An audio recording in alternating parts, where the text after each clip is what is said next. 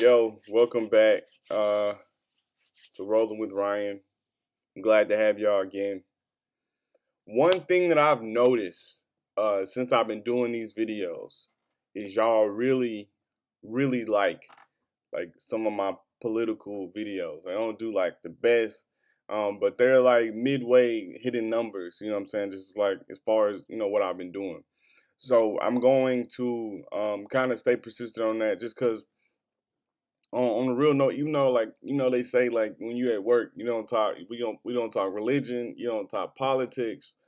What else is it? What is something else? But anyway, I'm gonna talk politics.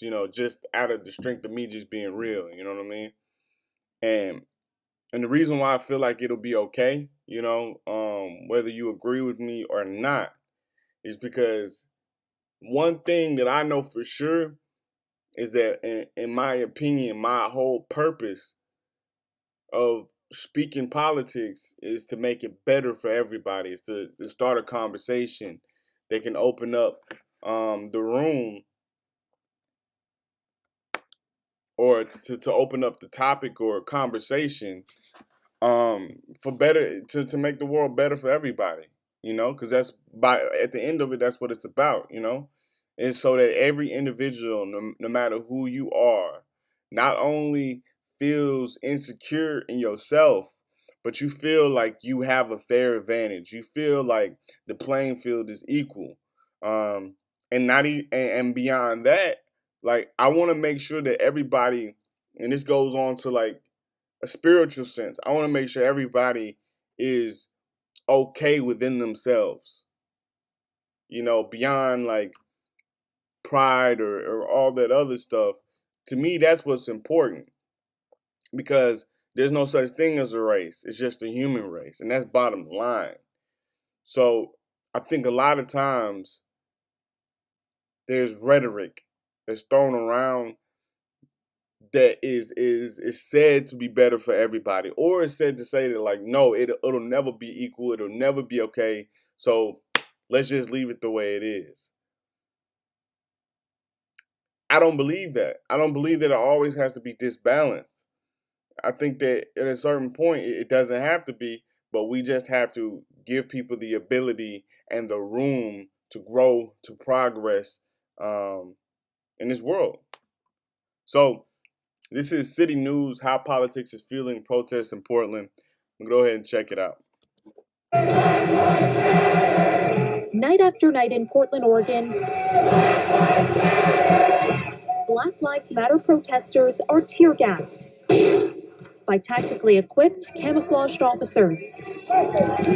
They've been put on the streets by President Trump to end weeks of demonstrations against racial injustice that have often turned chaotic. Who are you protecting right now? Who are you protecting? You're not protecting. Yo, so if you're not familiar with what's happening in Portland, yo, Breonna Taylor was murdered in her bed. She was shot 8 times. Her boyfriend defended her. He shot 2. He went to jail that same night. What was so sick about this story, behind just straight up her death, is they never got medical attention for her. They never got medical attention for her.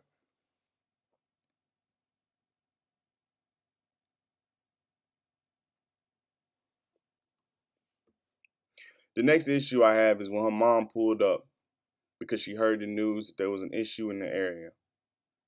She pulled up. The police officers kept her outside of the house, then lied to her and told her that she was at the hospital. She went to the hospital, found out that she was not at the hospital, came back, and then when she realized she's still in the house. And after her attempting to try to see her daughter, they snuck her daughter's limp body out of the house without her seeing. The reports also had several inconsistencies. Were there any injuries? They put no. It's certain things like that, where it was obvious that they were trying to cover something up. A person can't be shot 8 times and there not be anyone to blame.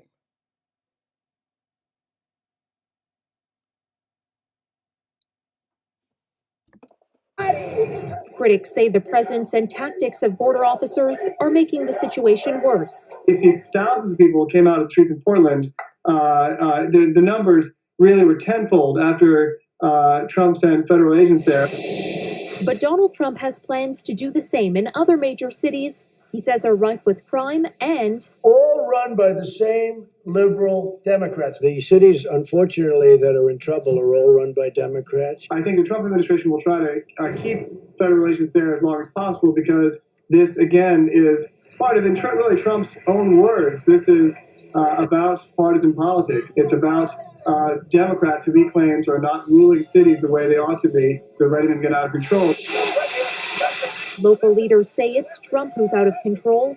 They don't want tactical teams standing by for duty in their cities. We have to assume that what is happening in Portland could happen here. The crackdown called an election year ploy. We're very concerned about this idea that we should just sell out our town for a potential bait and switch. And so for us, we want to have real policing that actually helps us instead of sort of these political maneuvers to incite violence. With the president trailing badly in the polls barely 100 days before the election, experts agree this is more about politics than policing. I think his rhetoric is falling on deaf ears, kind of, or dubious and skeptical ears, generally, except for a base that he needs to fire up for November. And a judge denying Oregon's request to restrict the actions of federal agents when they arrest people during nightly protests. Now, the attorney general had sued to allege that the agents were whisking up protesters into unmarked vehicles for questioning. But the judge said in his decision, the state lacked the legal standing. For City News, I'm Karen Seolin.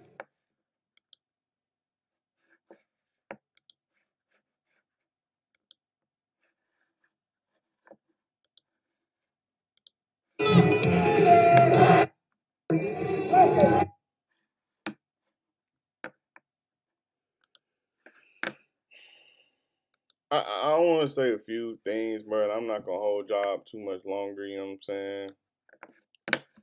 You know, because I know my videos be stretching out a little bit longer than they should be. But, like, it's a very simple change that needs to happen. It's a change in policy. It's a change in police reform. You should not be able to kick someone's door down and shoot them 8 times. And I know I'm gonna have people in the comments talking about, oh, it was more than that, it's more details, you know, they got a warrant, blah blah blah. And that's the issue. That's why we in an attempt to get these policies fixed. I understand in some people's mentality why they're like, okay, arrest the police then. If you're not going to change the policy, okay, who shot her? Arrest him. Okay, who kicked the door down? Arrest them. So maybe when those police officers are on their way to prison, when those police officers lose their job, maybe they can let us know what policies need to change in order for people's rights not to be infringed on.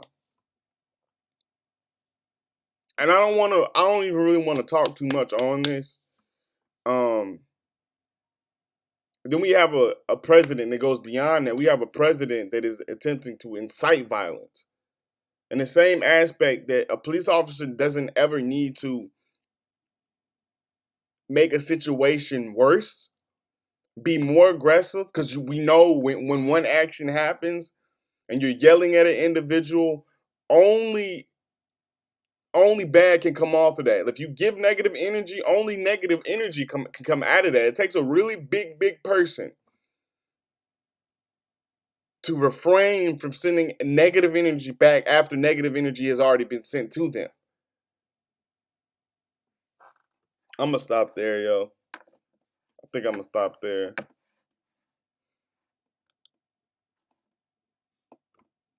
It's really, at this point, I really am. I don't like doing videos like this, yo.